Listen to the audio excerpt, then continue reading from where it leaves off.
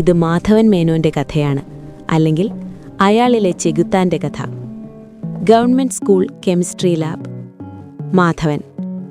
Carbon, hydrogen, oxygen, പ്രപഞ്ചത്തിന്റെ അടിസ്ഥാനം. എല്ലാം കൃത്യമായ അളവിൽ ചേർന്നാൽ അത്ഭുതങ്ങൾ സൃഷ്ടിക്കാം. പക്ഷേ എന്റെ ജീവിതത്തിന്റെ സമവാക്യം മാത്രം ഒരിക്കലും ശരിയാകുന്നില്ല. പെട്ടെന്ന് മാധവൻ ചുമക്കാൻ തുടങ്ങി. ക്ലാസ് റൂം മുഴങ്ങുന്ന തരത്തിൽ ചുമക്കുന്നു. ക്ലാസ്സിലെ ഒരു സ്റ്റുഡന്റ്, ദേ മേനോൻ മാഷ് വീണ്ടും തുടങ്ങി. TV ആണോടെ? മറ്റൊരു സ്റ്റുഡന്റ്, ആർക്കറിയാം, എപ്പോ നോക്കിയാലും ചുമയാ. മാധവൻ, ശബ്ദമുണ്ടാക്കാതെ ഇരിക്കവിടെ. നാളത്തെ പ്രാക്ടിക്കൽ പരീക്ഷയ്ക്ക് എല്ലാവരും റെക്കോർഡ് ബുക്ക് കൊണ്ടുവരണം. കോളേജ് ബെല്ലടിക്കുന്നു. അന്ന് വൈകിട്ട് ഹോസ്പിറ്റലിൽ. ഡോക്ടർ, മിസ്റ്റർ മേനോൻ, ഞാൻ വളച്ചൊടിച്ചു പറയുന്നില്ല.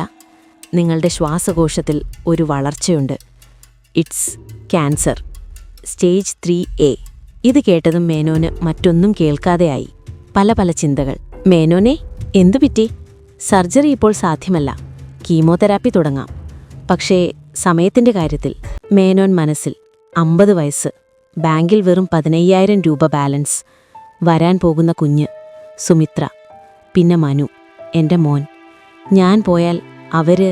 മേനോൻ ഡോക്ടറോട്, എത്ര നാളുകൾ കൂടി ഡോക്ടർ? കൃത്യമായി പറയാൻ കഴിയില്ല, പക്ഷേ ഒരുപക്ഷേ 2 വർഷം മാക്സിമം. അന്ന് രാത്രി മാധവൻ വീട്ടിലെത്തി.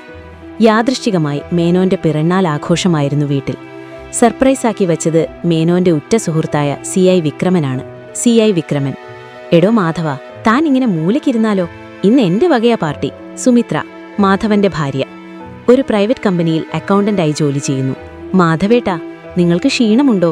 മുഖം വല്ലാതെ ഇരിക്കുന്നു. ഒന്നുമില്ല സുമിത്രേ, കോളേജിലെ തിരക്ക്. News reporter, TVയിൽ. കൊച്ചി നഗരത്തെ നടുക്കിയ വൻ മയക്കുമരുന്ന് വേട്ട, 10 കോടി രൂപയുടെ സിന്തറ്റിക് ഡ്രഗ്സുമായി. CI വിക്രമൻ, ആഹാ, അത് കണ്ടോ, നമ്മുടെ ടീമാ പൊക്കിയത്. ഈ പുതിയ പിള്ളാരുടെ ഒരു കാര്യമേ, ഈ മെത്തെന്നൊക്കെ പറയുന്ന സാധനം ഭയങ്കര പൈസയായതിനൊക്കെ. എത്ര രൂപ വരും വിക്രമ? അതൊക്കെ കോടികളാ മാധവ. ഈ സാധനം ഉണ്ടാക്കുന്നവനാണ് രാജാവ്. അവനെ ഒന്നും പെട്ടെന്ന് പിടിക്കാൻ കിട്ടില്ല. മാധവൻ മനസ്സിൽ. കോടികൾ, വെറും രാസവസ്തുക്കൾ ചേർത്തുണ്ടാക്കുന്ന വിഷത്തിന് കോടികൾ. ഞാൻ എൻ്റെ ജീവിതം മുഴുവൻ കെമിസ്ട്രി പഠിപ്പിച്ചു. എനിക്ക് കിട്ടിയതോ വെറും ശൂന്യത. വിധി മാധവമേനോനു മുന്നിൽ ഒരു വാതിൽ തുറന്നിട്ടു. അല്ല, ഒരു പിൻവാതിൽ. ഒരു രാത്രി വിക്രമൻ ഡ്രഗ് വേട്ടയ്ക്കിറങ്ങിയത് മേനോനെയും കൂടെ ചേർത്തിയാണ്. പോലീസിനെ കണ്ട് ഒരു ജനാലയിലൂടെ ജിജോ ചാടുന്നു. ശവം. ആ പോലീസുകാർ എവിടുന്ന് വന്നു? എന്റെ സ്റ്റാഷ് മുഴുവൻ പോയല്ലോ കർത്താവേ. വിക്രമന്റെ പോലീസ് ജീപ്പ് അവിടെ എത്തി. ആരാ? പോലീസാണോ? സാറേ, ഞാൻ. മാധവൻ ജിജോയെ കണ്ടു. ജിജോ? വേഗം അവിടുന്ന് തടി തപ്പി ജിജോ. പക്ഷേ അവന്റെ കൂട്ടുകാരിലൊരാളെ പോലീസ് പൊക്കി. പിന്നീട് വിക്രമൻ പോയതിനു ശേഷം ജിജോയെ പിന്തുടർന്ന് മേനോൻ. മാധവന്റെ സ്റ്റുഡൻ്റായിരുന്നു ജിജോ. പഠിക്കാൻ വളരെ മോശം സ്വഭാവവും. മാധവൻ മാഷോ? മാഷെന്താ ഈ രാത്രി ഇവിടെ? നീ ആ പോലീസുകാരുടെ കയ്യിൽ നിന്ന് രക്ഷപ്പെട്ടോടി വരുന്നത് ഞാൻ കണ്ടു. നിന്റെ കയ്യിൽ എന്തുണ്ടായിരുന്നുവെന്നും എനിക്കറിയാം. മാഷേ, വെറുതെ ഞാൻ ചുമ്മാ. നമുക്കൊരു ബിസിനസ് സംസാരിക്കാനുണ്ട് ജിജോ. പിന്നീട് മാധവന്റെ പഴയ കാറിൽ. ജിജോയ്ക്ക് മാധവനെ പേടിയുണ്ട്. തന്നെ പോലീസിൽ കൊടുക്കുമോ എന്ന്. മാഷേ, എന്നെ പോലീസിൽ കൊടുക്കരുത് പ്ലീസ്, ഞാനിനി ഇത് ചെയ്യില്ല. നിനക്ക് കെമിസ്ട്രി ക്ലാസ്സിൽ എന്നും തോൽവിയായിരുന്നു, ഓർമ്മയുണ്ടോ? ഇപ്പോൾ അതാണോ മാഷേ പ്രധാനം? പക്ഷെ നിനക്ക് തെരുവെന്താണെന്നറിയാം.